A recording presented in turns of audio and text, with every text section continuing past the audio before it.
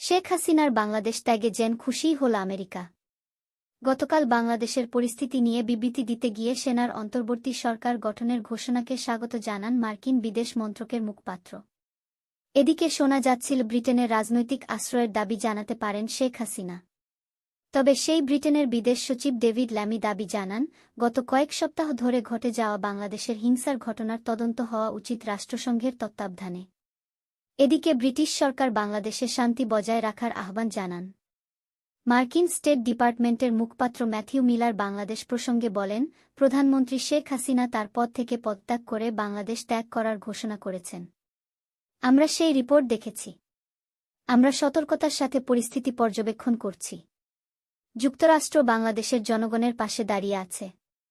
আমরা সব পক্ষকে সহিংসতা থেকে বিরত থাকার আহ্বান জানাই। গত কয়েক সপ্তাহে অনেক প্রাণ হারিয়েছে। তবে আমরা ভবিষ্যতের দিনগুলিতে শান্তি ও সংযমের আহ্বান জানাই। আমরা অন্তর্বর্তী সরকারের ঘোষণাকে স্বাগত জানাই এবং বাংলাদেশের আইন অনুযায়ী যে কোনো পরিবর্তনের আহ্বান জানাই। গত কয়েক সপ্তাহে বাংলাদেশে যে মানবাধিকার লঙ্ঘন হয়েছে, হতাহতের ঘটনা ঘটেছে, সেই সব রিপোর্টে আমরা গভীরভাবে দুঃখিত। এদিকে ব্রিটিশ বিদেশ সচিব ডেভিড ল্যামি বাংলাদেশ নিয়ে বলেন, বাংলাদেশের মানুষের স্বার্থে রাষ্ট্রসংঘের নেতৃত্বে স্বতন্ত্র তদন্ত হওয়া উচিত। গত কয়েক সপ্তাহ ধরে সেখানে যা হয়েছে তার পূর্ণাঙ্গ তদন্ত হওয়ার প্রয়োজন। বাংলাদেশে গত 2 সপ্তাহে নজিরবিহীন সহিংসতা এবং মর্মান্তিক প্রাণহানির ঘটনা ঘটেছে।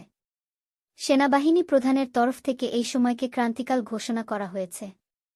সহিংসতা বন্ধ করতে, শান্তি পুনরুদ্ধার করতে, হিংসা কমিয়ে আনতে এবং প্রাণহানি রোধ করতে এখন সব পক্ষকে একসঙ্গে কাজ করতে হবে। বাংলাদেশে একটি শান্তিপূর্ণ ও গণতান্ত্রিক ভবিষ্যৎ নিশ্চিত করতে পদক্ষেপ করতে চায় ব্রিটেন। ব্রিটেন এবং বাংলাদেশের মানুষের মধ্যে গভীর সম্পর্ক রয়েছে এবং কমনওয়েলথ মূল্যবোধ রয়েছে।